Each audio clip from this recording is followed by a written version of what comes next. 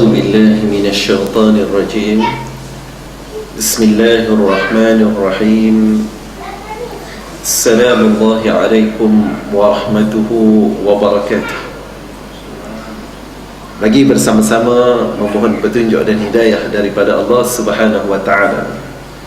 Kita mulakan kuliah maghrib kita pada malam yang berbahagia ini dengan sama-sama membaca Ummul Kitab Al-Fatihah.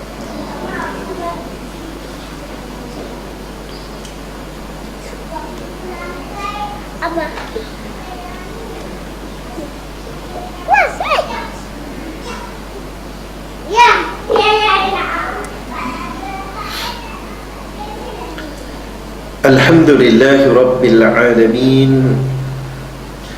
نحمده ونستعينه ونستودعه ونستغفره ونعوذ بالله من شرور أنفسنا وسيئات أعمالنا إنه من يهده الله فلا مضل له ومن يضلل فلن تجد له وليا مرشدا أشهد ونشهد أن لا إله إلا الله وحده لا شريك له ونشهد أن محمدا عبده ورسوله اللهم صل على سيدنا محمد وعلى آله وأصحابه الكرام فأما بعد.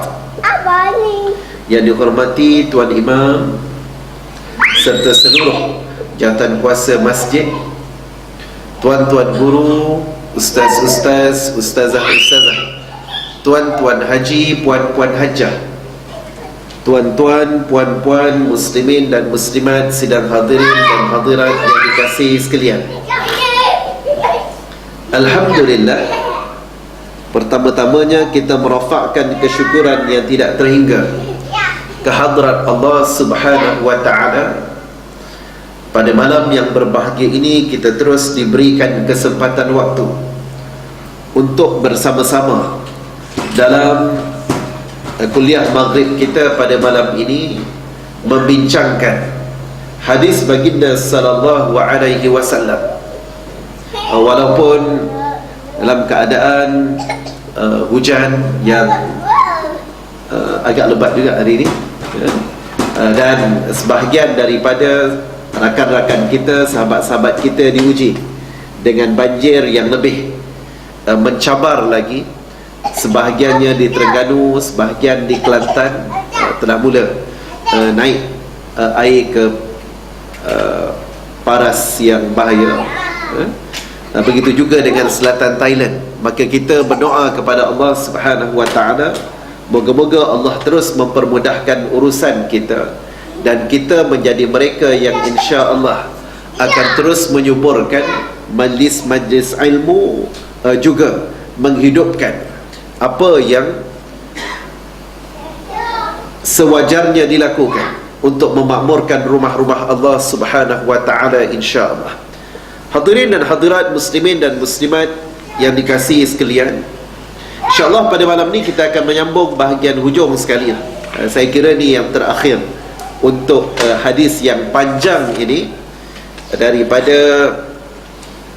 yang menceritakan apa yang disampaikan oleh Abu Sufyan, dan kita bincangkan juga bagaimana Allah Subhanahu wa ta'ala memilih Abu Sufyan di antara ramai-ramai sahabat yang dipilih oleh Allah Subhanahu wa ta'ala. Maka Abu Sufyan merupakan yang menyampaikan hadis ini, yang sekaligus merakamkan bagaimana signifikannya, pentingnya Abu Sufyan dalam konteks memberikan dan menyampaikan hadis yang panjang ini, yang sekaligus kita juga melihat bagaimana berakhirnya Abu Sufyan. Walaupun bermulanya sebagai penentang tegar kepada agama Allah Subhanahu wa ta'ala, tapi Abu Sufyan berakhir di dalam keadaan ia Muslim, sekalipun dalam keadaan dia nazak, dalam keadaan dia hampir ke penghujung nyawa beliau. Ada yang berasa sedih, ada yang merakamkan rasa kesedihan, tapi Abu Sufyan sempat berpesan agar jangan menangis. La tabku, kata Abu Sufyan. Jangan menangis wahai saudara, wahai anak-anak dan seumpamanya. La tabku, kerana kata Abu Sufyan, aku tidak mampu untuk membersihkan diriku. Lam atanazzah, diriku, kata Abu Sufyan, daripada segala kesilapan yang pernah dilakukan, kesalahan yang pernah dilakukan, walaupun sejak daripada beliau memeluk Islam. Maknanya, hadirin dan hadirat muslimin dan muslimat, ini murninya hati Abu Sufyan, yang mudah-mudahan Allah Subhanahu wa ta'ala menerima beliau dalam keadaan yang baik. Apatah lagi, beliau juga tidak sedikit sumbangannya dalam menjadi benteng-benteng utama kepada Islam selepas daripada beliau memeluk Islam.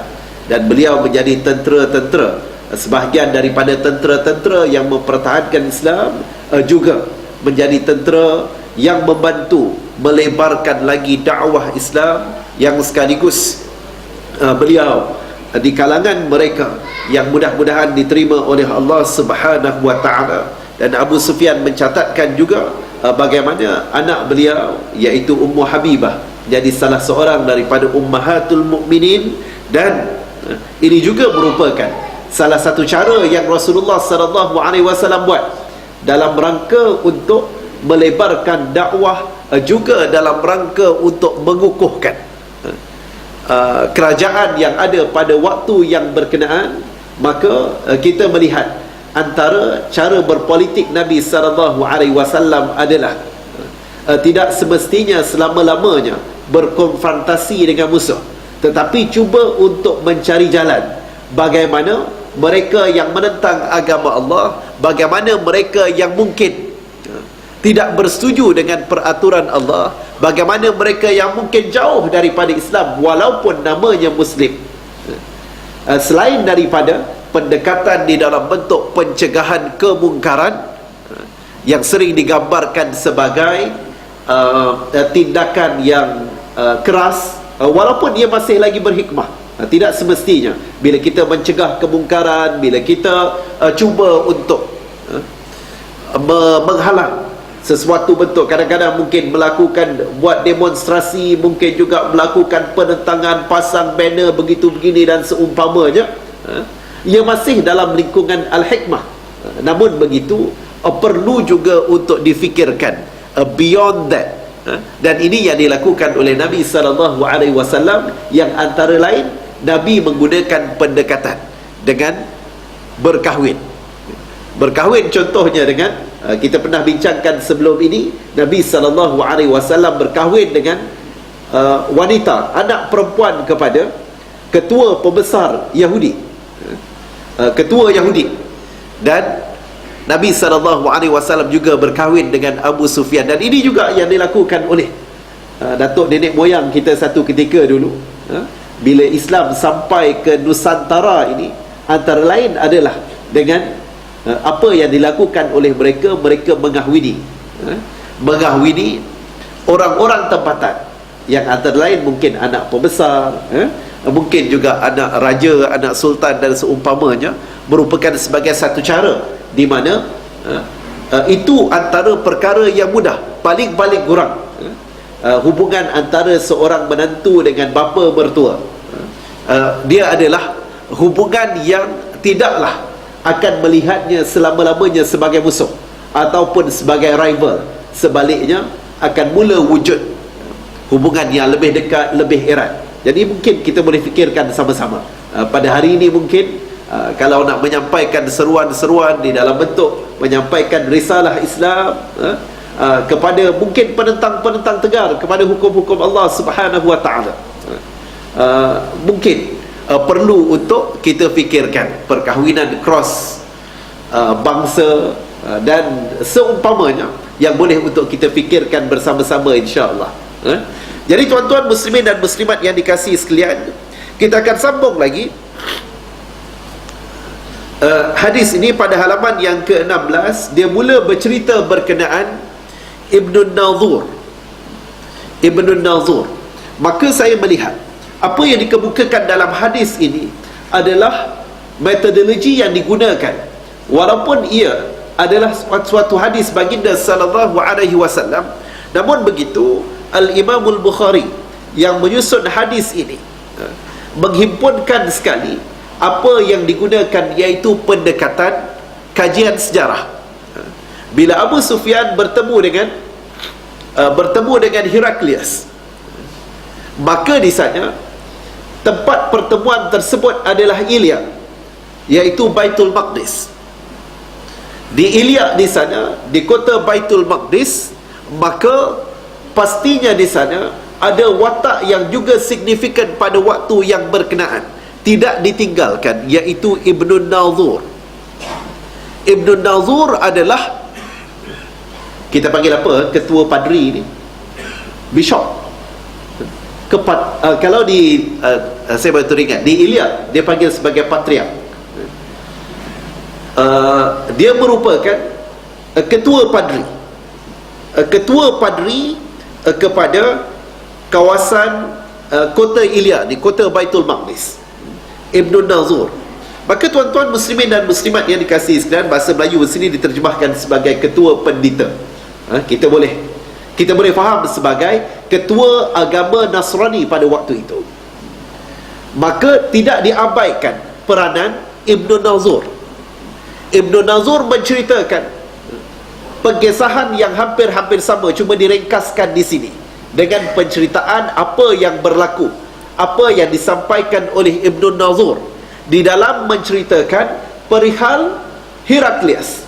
Kalau Abu Sufyan cerita bagaimana delegasinya bertemu dengan Heraklius, dan berakhir di sana bila mana Abu Sufyan diminta oleh Heraklius untuk keluar daripada dia punya palace lah, daripada istananya, dan hanya ditinggalkan di sana Heraklius dan juga pembesar-pembesarnya. Maka Ibnun Nazur menceritakan perihal yang sama, bagaimana dia menceritakan ia juga berjumpa dengan Heraklius, mungkin pada pertemuan yang lain, mungkin juga sebelum ataupun selepas daripada itu, sebagai suatu penegasan, juga sebagai mengesahkan apa yang disampaikan oleh Abu Sufyan. Penceritaannya hampir-hampir sama, namun begitu Ibnun Nazur menceritakan di dalam keadaan Ibnun Nazur juga adalah sebahagian daripada mereka yang berada di dalam istana, yang kita boleh faham Abu Sufyan dia bukannya agama Nasrani. Maka Abu Sufyan diminta untuk keluar. Setelah mana berbincang, setelah mana memberikan jawapan, setelah mana berlaku perbincangan antara Heraklius dengan Abu Sufyan. Tetapi Ibnun Nazur sebagai ketua pendeta, maka ia terlibat di dalam perbincangan yang seterusnya, juga pasti menjadi tempat, antara tempat rujukan Heraklius di dalam membincangkan hal ehwal yang berkaitan dengan khabar yang berkenaan. Maka tuan-tuan muslimin dan muslimat yang dikasihi sekalian, apa yang diceritakan oleh Ibnun Nazur di sini menggambarkan bahawa satu hari Heraklius berada di dalam keadaan yang macam serabut. Heraklius nampak macam confused, macam rasa resah gelisah, digambarkan begitu. Dan ditanya apa yang telah berlaku kepada Heraklius ini. Dan Ibn Nazur juga menyatakan bahawa Heraklius ni bukan sebarangan orang. Dia bukan sekadar maharaja, bukan sekadar seorang raja yang bodoh-bodoh hanya, tidak. Tetapi Heraklius juga adalah seorang yang, kalau kita baca hadis yang Abu Sufyan ceritakan ini, menggambarkan Heraklius adalah seorang yang baca kitab. Heraklius adalah seorang yang pergi kuliah maghrib. Heraklius adalah orang yang mengaji, orang yang ada maklumat, orang yang membaca, bukan sebarangan orang. Malah digambarkan oleh Ibn Nazur bahawa Heraklius ini ada level seorang yang boleh untuk buat prediction, tukang tilik nasib, lebih-lebih kurang bahasa dia lah. Maknanya Heraklius juga adalah seorang yang ada kemampuan pada perkara-perkara yang membabitkan perkara-perkara yang bersifat telahan, tilikan dan seumpamanya. Dan dia memerhatikan pada halaman 17 ya, perjalanan bintang-bintang. Maknanya di sana dia juga boleh membaca, adalah ilmunya yang tersendiri. Maka jawab Heraklius kepada mereka ketika mereka bertanya kepadanya, sesungguhnya malam ini saya nampak ketika saya merenung di dalam perjalanan bintang-bintang yang Raja Khitan telah lahir. Ini tuan-tuan muslimin dan muslimat yang dikasihi sekalian, ini juga adalah suatu perkara yang diungkapkan sama dalam beberapa kisah yang lain yang menyebut bagaimana bila sampai kelahiran Nabi Muhammad sallallahu alaihi wasallam, antara tanda-tanda bila lahirnya Nabi Muhammad sallallahu alaihi wasallam, bagaimana api yang sentiasa dinyalakan di Parsi oleh raja dan juga penyembah-penyembah api pada waktu itu, api Majusi, dikatakan padam. Maka ini juga hampir dengan apa yang dinyatakan oleh Heraklius di sini. Maknanya di sana kegerunan dan juga rasa takut, rasa resah gelisah dicampakkan kepada musuh-musuh Allah Subhanahu wa ta'ala yang tegar, kuasa-kuasa besar yang utama pada waktu itu. Kalau kisah api itu membabitkan Raja Parsi dan juga kerajaan Parsi, maka ini adalah Raja Rom Byzantine pun ada dia punya efek yang sama.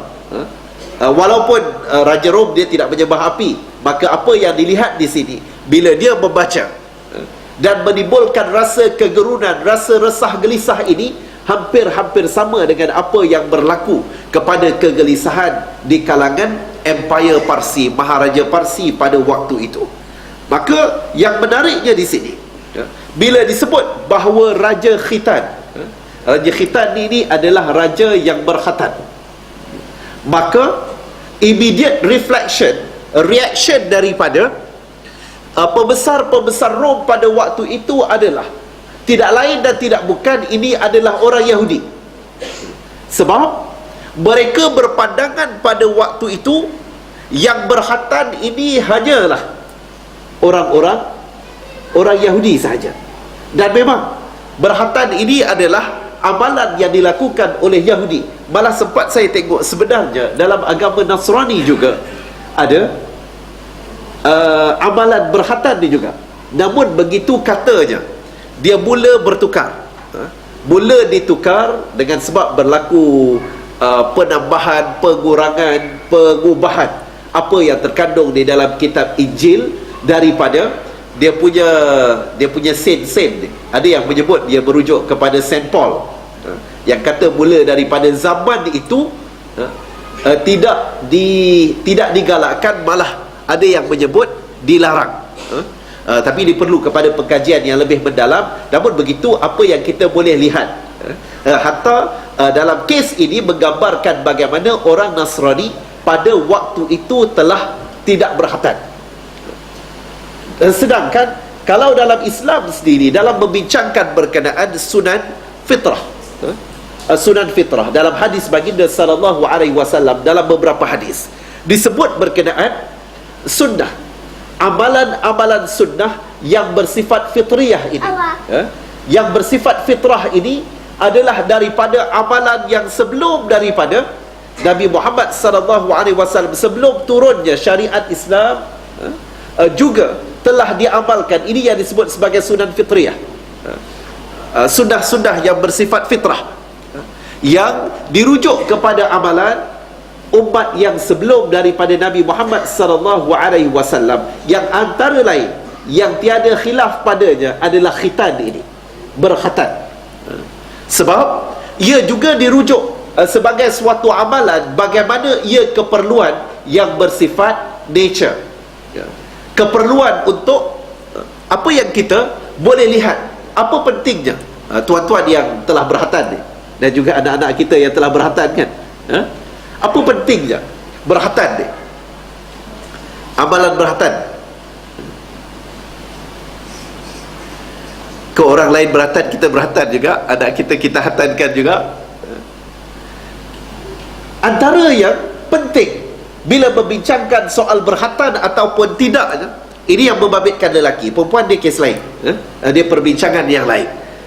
Bagi orang lelaki, kenapa kita berkhatan dan kenapa kita mengkhatankan anak kita, hatta dalam perbincangan, mazhab Syafi'i meletakkan ia ke peringkat wajib bagi orang lelaki.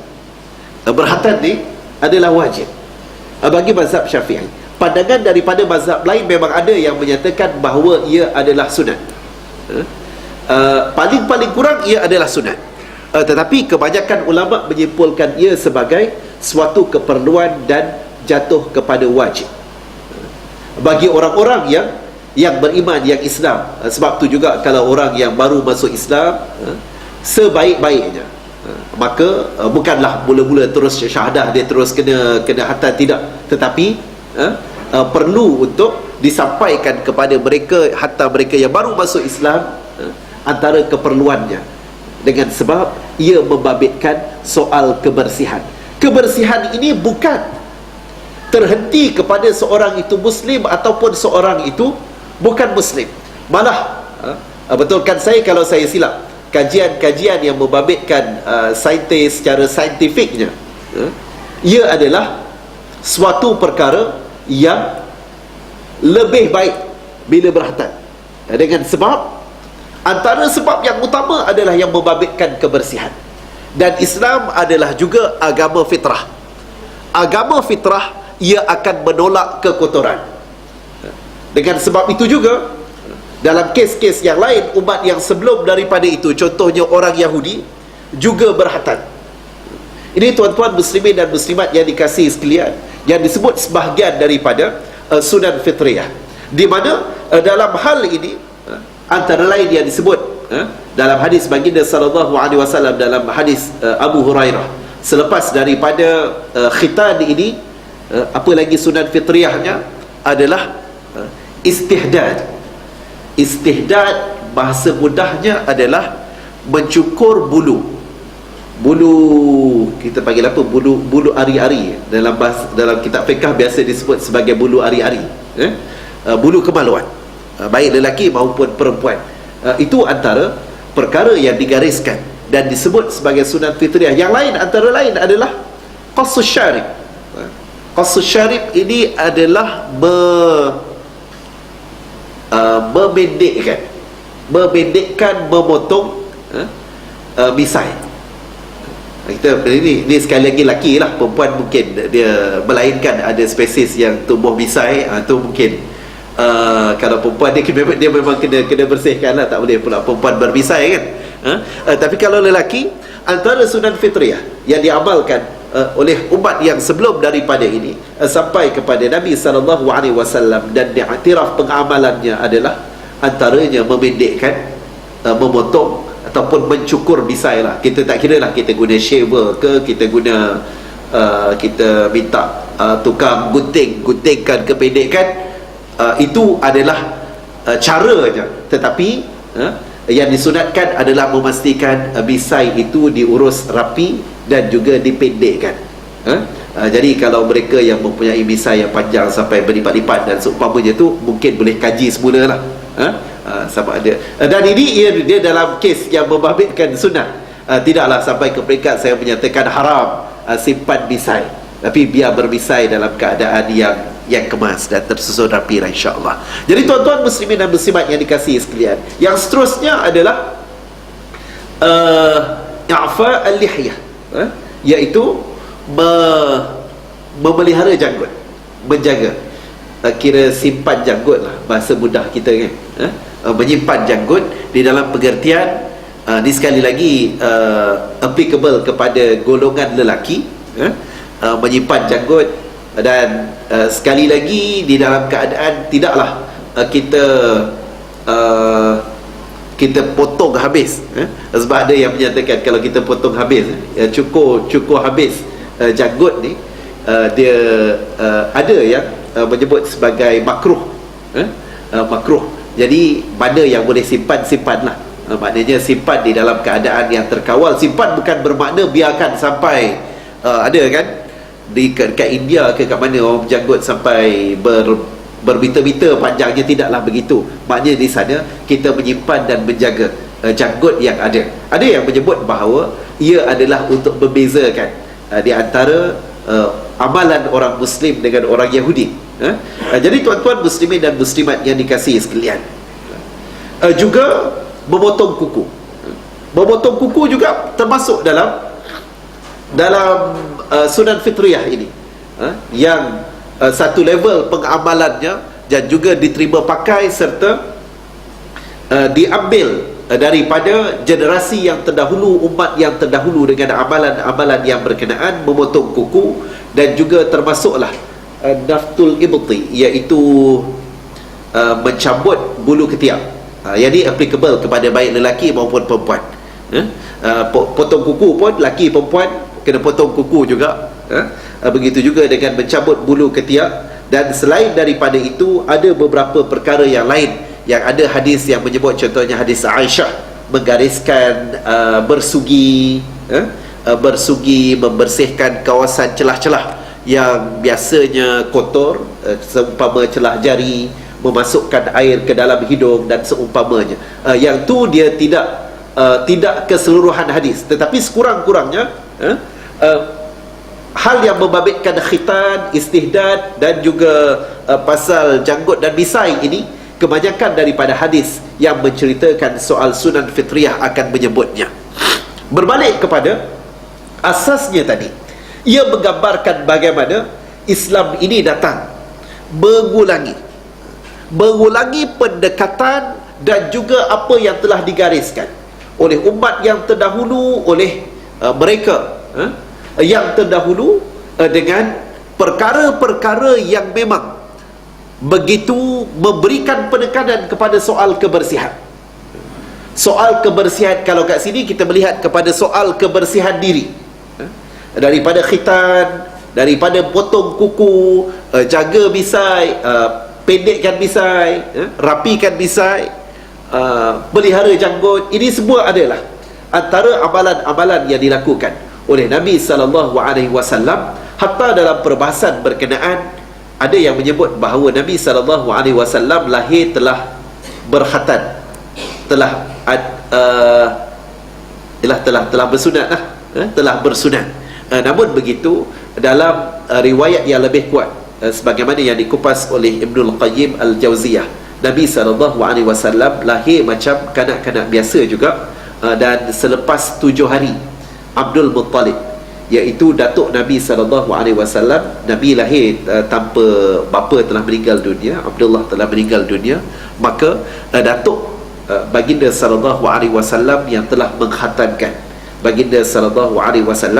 Dan hadis ini mengesahkan bagaimana dalam paragraf yang seterusnya, dalam keadaan pembesar-pembesar Rom menjangkakan bahawa yang lahir Raja Khitan yang disebut oleh Heraklius ini adalah seorang Yahudi, maka apa cadangan mereka adalah tiada siapa yang berkhitan melainkan orang Yahudi.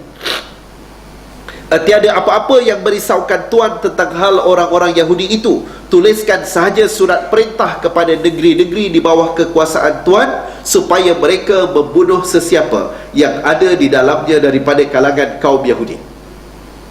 Heraklius telah menyebut bahawa yang lahir ini adalah Raja Khitan yang berkhatan.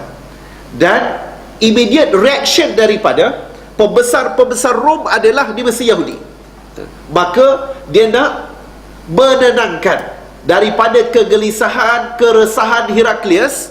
Maka mereka menyatakan, tulis surat sahaja, hantar pekeliling sahaja kepada seluruh kawasan Byzantine, kerajaan Rom pada waktu itu.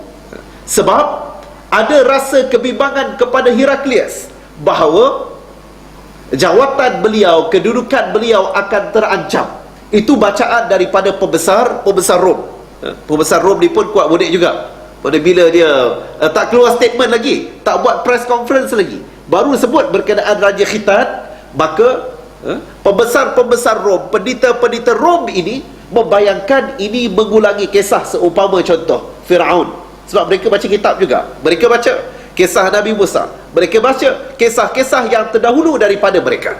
Maka apa yang berlaku pada waktu itu, dia juga menepati apa yang disebut di dalam sejarah, bagaimana kerajaan Byzantine Rom ini memang setelah beberapa ketika mereka mengeluarkan dekri, suatu arahan, suatu declaration, suatu penegasan, suatu polisi kerajaan bahawa orang-orang Yahudi dilarang untuk masuk kota Iliad, kota Baitul Maqdis.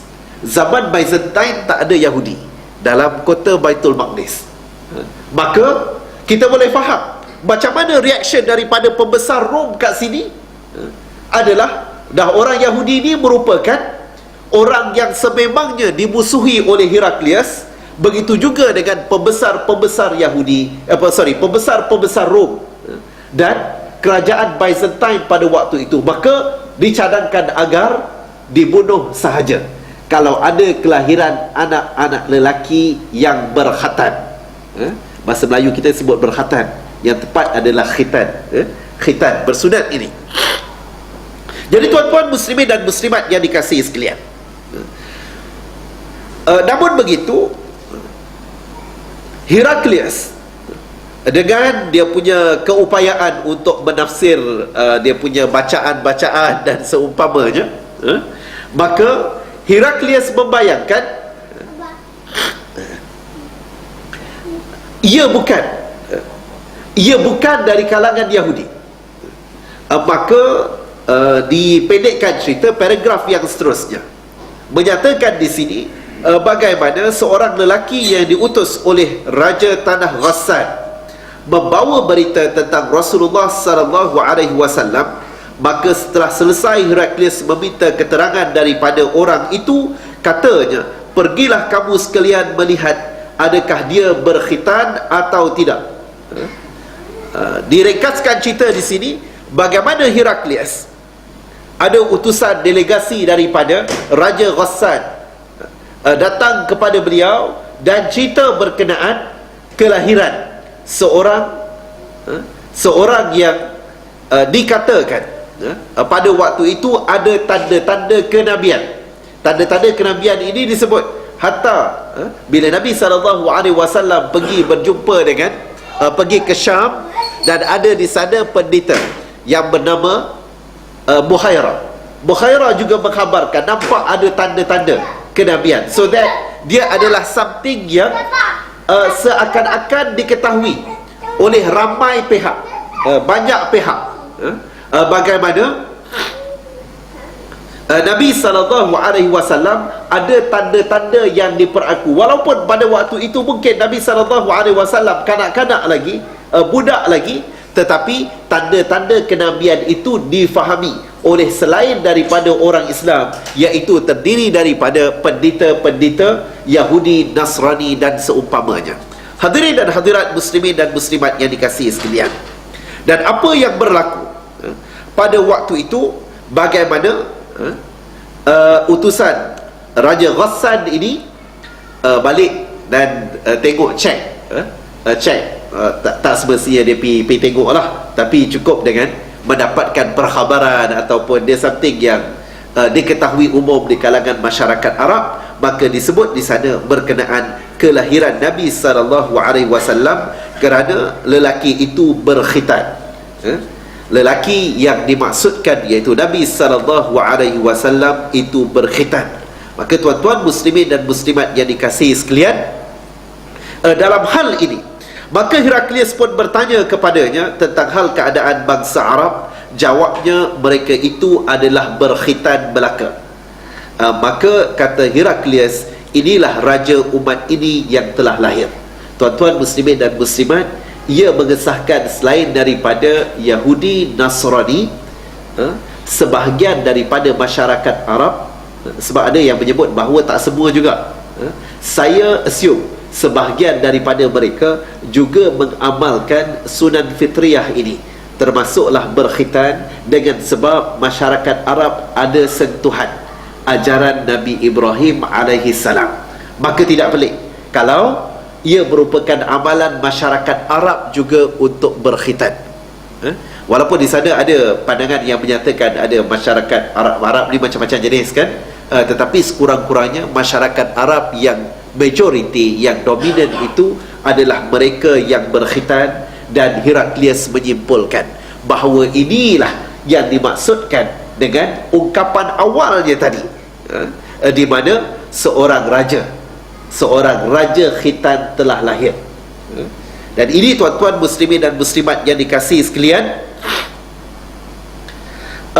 menyebabkan Heraklius dalam kisah yang seterusnya di sini, bagaimana kisah tersebut, maklumat tersebut Heraklius dapat, dan Heraklius terus tanya kepada seorang yang sama level ilmu dengan dia, maknanya pendeta juga, mungkin juga walaupun bukan maharaja tetapi orang yang alim di kalangan orang Nasrani. Dia tulis surat ketika mana beliau sampai ke Hims.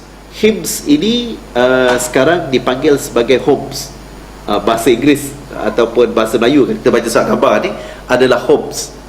Homs ni adalah di antara bandar yang besar di Syria, iaitu di kawasan Hims, di atas kalau tak silap, atas daripada Damsyik, Hims, di mana pada waktu itu adalah sebahagian daripada Syam, sebahagian daripada kerajaan Byzantine Rome. Maka Heraklius bila sampai ke Hims, dia tulis surat dan dapat respon daripada rakan beliau, juga mengesahkan perkara yang sama, bahawa itu adalah tanda kelahiran Nabi Muhammad sallallahu alaihi wasallam, yang pada pandangan dan tanggapan mereka ia akan menjadi pemerintah yang agung. Mereka tidak menggambarkan tentang soal yang lain, tetapi menggambarkan bagaimana ia akan menjadi raja, ia akan menjadi penguasa. Ia adalah sama dengan apa yang diungkapkan kepada Abu Sufyan.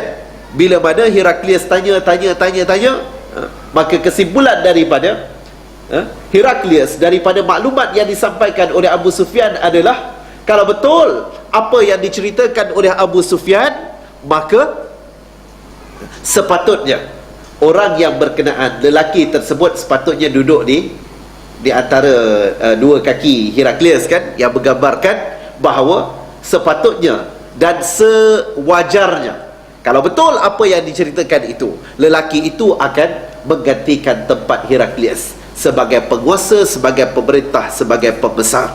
Tuan-tuan muslimin dan muslimat, sikit lagi kemudian, bila mana telah dipersetujui oleh rakan Heraklius ni dengan surat yang disampaikan dan diberikan jawapan mengesahkan bahawa apa yang difikirkan, apa yang disimpulkan oleh Heraklius adalah benar, maka Heraklius telah memanggil seluruh pembesar-pembesar yang utamanya, di mana di sini dinyatakan Heraklius memberitahu kepada pembesar-pembesar Rom supaya berhimpun di tempatnya di Hims.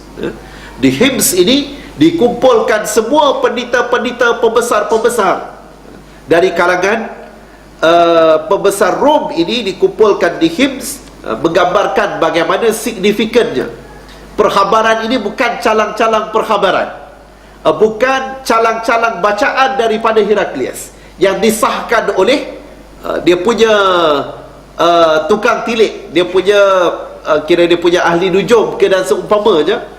Bila mengesahkan itu, Heraklius menganggap ini merupakan suatu isu besar, suatu perkara yang perlu untuk diselesaikan segera.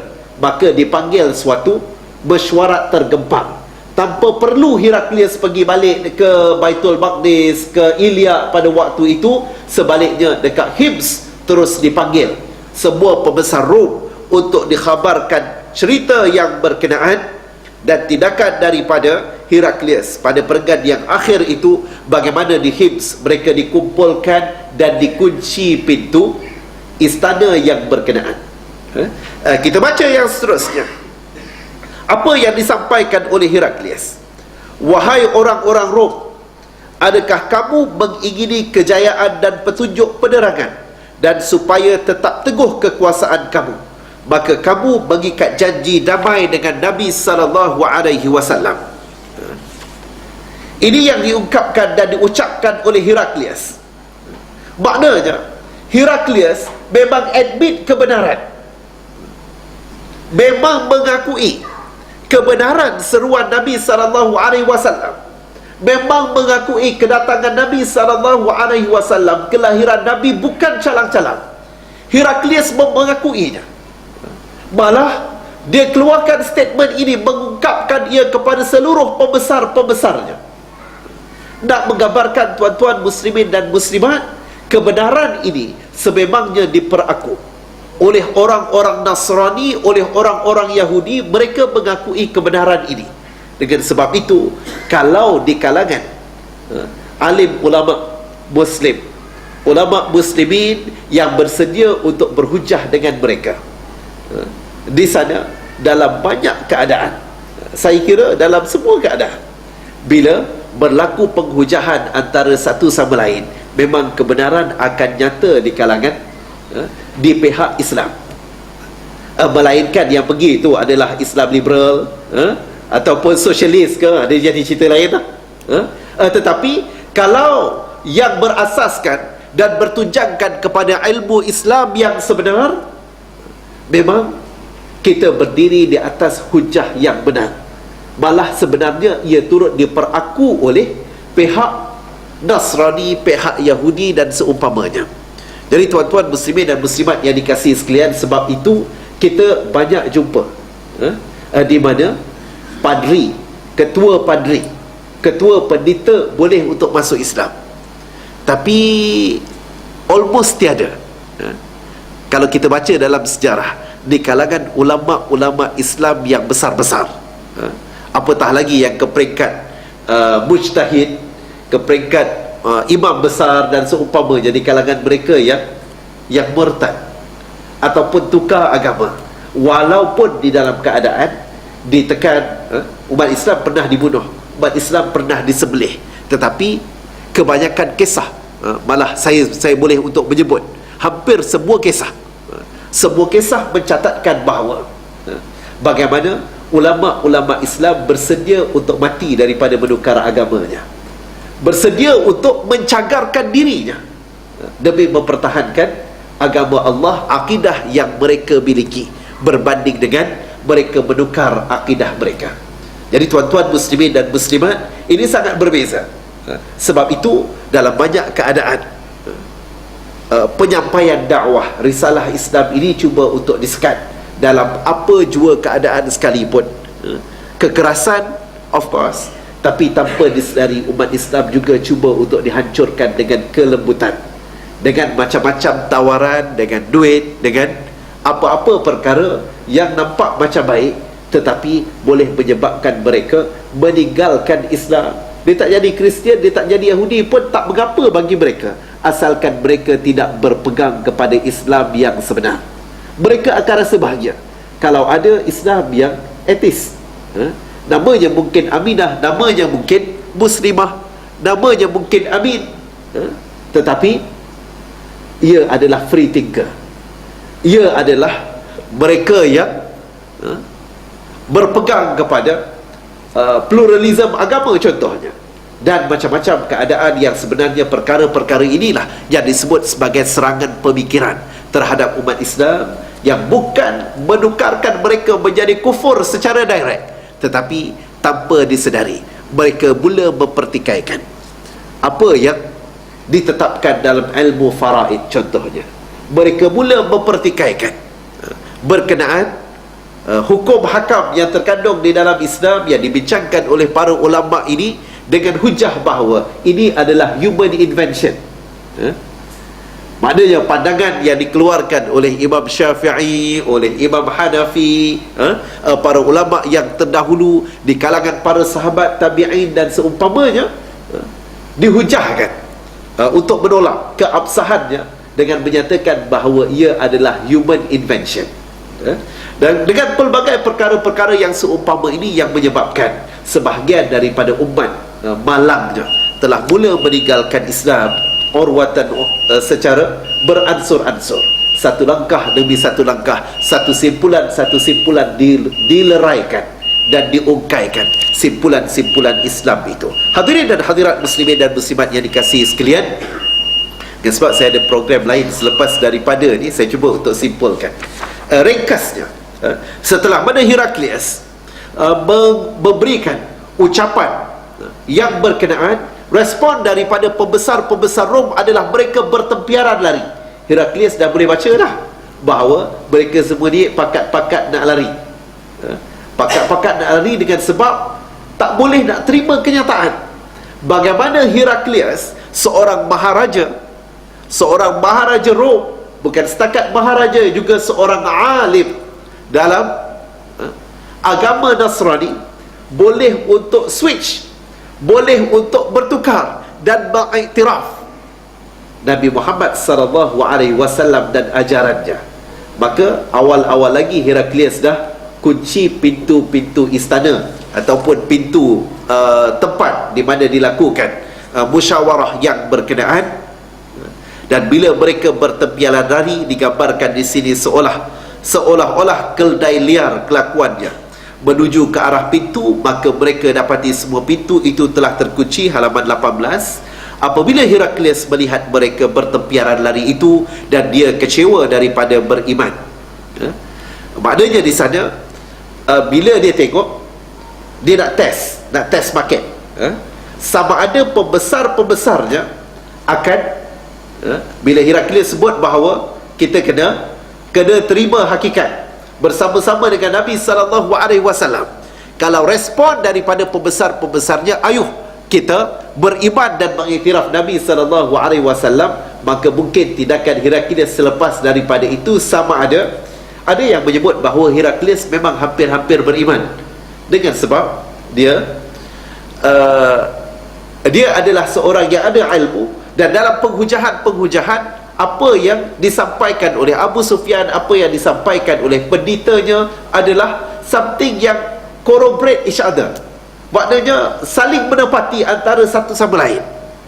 Namun begitu, bila ditengok respon daripada pembesar-pembesarnya, apa yang disebut di sini, Heraklius pause daripada hasrat untuk beriman, ataupun bila melihat bahawa pembesar-pembesarnya masih lagi setia bersama dengannya, tak sanggup untuk mendengar bahawa Heraklius mengiktiraf Nabi Muhammad sallallahu alaihi wasallam, maka dinyatakan di sini, dan dia kecewa daripada beriman, katanya, panggil mereka kembali kepadaku. Dan seterusnya dia berkata, sesungguhnya aku mengucapkan kata-kataku tadi hanya untuk menguji ketabahan kamu terhadap agama kamu. Sama ada semua pendeta, semua pembesar ini akan setia bersama dengan agama Nasrani, ataupun tukar dengan statement yang dikeluarkan olehnya. Sebenarnya aku telah menyaksikan kenyataan ini, maka mereka pun sujudlah kepada Heraklius serta rela kepadanya. Maka yang demikian itu kesudahan hal Heraklius. Diriwayatkan oleh Salih bin Kisan, Yunus dan Ma'mar daripada Az-Zuhri. Saya sebut tadi, kisah Ibn Nazur ini adalah to compliment, mengesahkan. Ia bukan setakat riwayat daripada Abu Sufyan, tetapi satu riwayat yang lain, cerita yang lain, kisah yang lain daripada apa yang disampaikan oleh Ibn Nazur pelihar Heraklius serta pembesar-pembesarnya, yang mengesahkan kedua-duanya bahawa mereka admit kebenaran kedatangan Nabi sallallahu alaihi wasallam dan apa-apa yang diutuskan oleh yang dibawa oleh Nabi Muhammad sallallahu alaihi wasallam. Cuma mungkin mereka memikirkan berkenaan kedudukan mereka sebagai pembesar, sebagai raja, sebagai sultan, sebagai mereka yang disanjung. Bukan setakat disanjung, kita tengok bagaimana pembesar-pembesar ini pun sujud kepada Heraklius. Maknanya memang dia ke peringkat di mana dia memang tunduk antara manusia dengan manusia. Dan begitulah seterusnya yang menyebabkan mereka akhirnya, bila hidayah belum lagi singgah kepada mereka, walaupun benar sekalipun hujah yang disampaikan, tetapi keegoan mereka, status mereka telah menolak kebenaran yang disampaikan. Moga-moga Allah Subhanahu wa ta'ala menghimpunkan kita di kalangan mereka yang akan sentiasa cuba untuk mengkaji. Kalau kita tengok bagaimana riwayat yang disampaikan daripada Abu Sufyan, penceritaan yang disampaikan oleh Abu Sufyan juga diterima, dan apa yang disampaikan dengan kisah Ibn Nazur juga diterima. Dan ia menggambarkan bagaimana disiplin dalam Islam ini, kita tidak menolak di dalam keadaan membenci segala-galanya apa yang mungkin terkandung di dalam Old Testament, New Testament. Ada perkara yang wajar untuk kita kaji dengan ilmu. Maknanya sebelum daripada mengkaji Bible, kena mengaji Quran dululah. Sebelum daripada kita kaji kitab-kitab Yahudi, kalau ada sebahagian yang mungkin hafal baris-baris kitab Yahudi tapi Quran tak baca, tak hafal, tak kaji, maka itu yang menyebabkan jadi confused. Ada orang yang khatam Adam Smith punya buku, ada yang khatam Karl Marx punya buku, bagus, tapi jangan mengabaikan tuntutan untuk khatam Al-Quran, faham Al-Quran, memahami tafsir hukum hakam yang terkeluar daripada Al-Quran. Maka insya-Allah datanglah Karl Marx, datanglah Adam Smith, datanglah siapa sekalipun, kita akan dapat menangani mereka dengan pandangan yang benar daripada Al-Quran, dan kita mampu untuk counter hujah-hujah yang dikemukakan oleh mereka, asalkan ia berpaksi kepada Al-Quran dan As-Sunnah yang ditinggalkan oleh Nabi SAW. Tuan-tuan muslimin dan muslimat, moga-moga pertemuan kita dirahmati oleh Allah Subhanahu wa ta'ala, dan kita digolongkan di kalangan hamba-hambanya yang salih dan salihah, dan terus berjuang di atas muka bumi Allah Subhanahu wa ta'ala menegakkan kalimahnya insya-Allah. A'udzubillahi minasyaitanir rajim. Bismillahirrahmanirrahim. اللهم اجعل جمعنا هذا جمعا مرحوما وتفرقنا من بعده تفرقا معصوما ولا تجعل فينا شقيا ولا مطرودا ولا محروما ولا مقدرا في الرزق برحمتك يا أرحم الراحمين. Ya Allah, ya Tuhan kami, ampuni dosa-dosa kami ya Allah, ampuni dosa kedua ibu bapa kami ya Allah, ampuni dosa guru-guru kami ya Allah, jiran-jiran kami ya Allah, sanak saudara kami ya Allah, sahabat handai kami ya Allah. Ya Allah, lembutkan hati kami ya Allah untuk menerima taufik dan hidayah daripada-Mu ya Allah. Hidupkan kami dengan Islam, matikan kami dengan Islam. Hidupkan kami dengan iman, matikan kami dengan iman ya Allah. Bersihkan jiwa kami ya Allah, ikatkan hati-hati kami ya Allah untuk bersama-sama membantu agama-Mu ya Allah, memperjuangkan agama-Mu ya Allah di mana sahaja kami berada ya Allah. Jauhkan kami daripada melakukan kezaliman di atas muka bumi-Mu ya Allah. Jauhkan kami daripada bersekongkol dengan kezaliman di atas muka bumi-Mu ya Allah. Ya Allah, jadikan kami hamba-hamba-Mu yang bersaudara ya Allah, yang akan bersama-sama insya-Allah memakmurkan rumah-rumah-Mu ya Allah, menjulang agama-Mu ya Allah, menghidupkan ilmu-Mu ya Allah. Ya Allah, ya Rahman, ya Rahim, ya Dzal Jalali wal Ikram. Berikan kami kejayaan yang cemerlang di dunia dan di akhirat ya Allah. Berkati ilmu kami ya Allah, dan jadikan kami mereka yang beramal dengan ilmu-Mu ya Allah. Ya Allah, ya Rahman, ya Rahim, ya Dzal Jalali wal Ikram. Rabbana afrigh علينا صبرا وثبت أقدامنا وانصرنا على القوم الكافرين وانصرنا على القوم الفاسقين وانصرنا على القوم المنافقين وانصرنا على القوم الظالمين. وصلى الله على سيدنا محمد وعلى آله وصحبه وسلم والحمد لله رب العالمين. أقول قولي هذا واستغفر الله العظيم لي ولكم وبالله الهداية والتوفيق والسلام عليكم ورحمة الله وبركاته. Kita tangguhkan dengan tasbih kafarah dan suratul Asr.